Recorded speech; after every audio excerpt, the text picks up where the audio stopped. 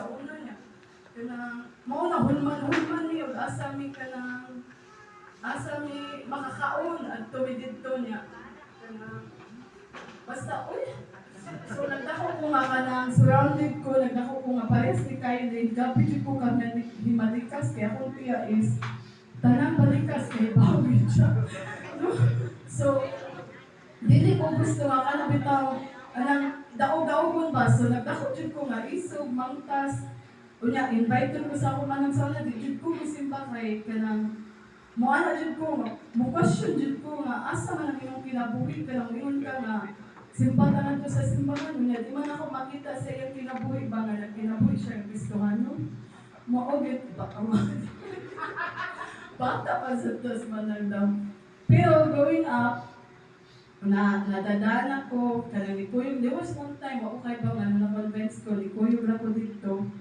Pag kuyog na ko diya, karaan para nga simbahan sa Consolation Baptist Church, awkward ka, ayo, pero naka-feel siya ko, lakit siya. Lakit siya ba niya? Moto, magsige na ko, simba, and then, na-close na ko ang young people, naabot sa time na, di na kami maulit sa amuha. Tingnan namin ako, tingnan namin ang titig, bugto ninyong bugas nila pasto. Di ko na mauwa. Tsaka dalaan na lang mong sinila dito. Samaan mo nga tigay, dito mo ni Auntie Titing nagdako good o nag-stay. Kunya pag ato dito sa camp, nagsimba na mo ato pero dili pa dito ingon nga nakain na sa Ginoo. Then gi-invite ko og camp dito sa Danau lang. Bala kami kag kuyuga. Multipila kanindot yun ako nga so far nga experience nga tigil ang manutan. Pag-abot dito, kanadyo kantang Don't Wait My Jesus, My Savior. Kana siya kanta ba? O kayo ba mo, kami pero kana kahuyang. Dito na siya, wag gina sa akong kaisog ha. Never ba yun kung mapapili.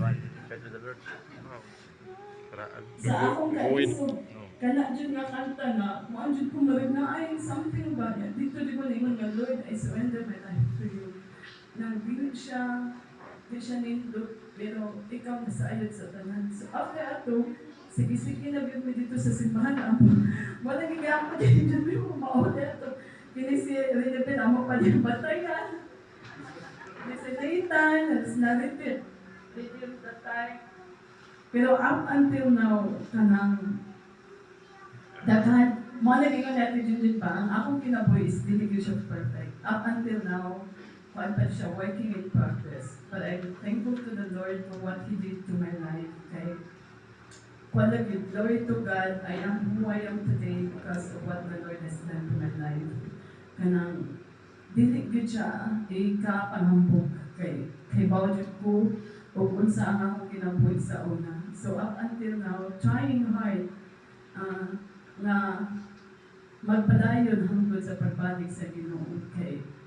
Nakita bitaw ako sa point sa akong life, tingnan kong balik sa una. Uy, niala dyan ko sa Ginoo, tingnan ko ato, uy, kakapoy, kagubot. Mahalag naglisod, basta kanang kapadayon, bagalahong tayo sa Ginoo. Okay, at peace ka, masking sa unsa nga sitwasyon kana ng po. Salamat kaayo. Number 6, number 7. Kaya akong ihatag sa kinsay ganahan mo dawat.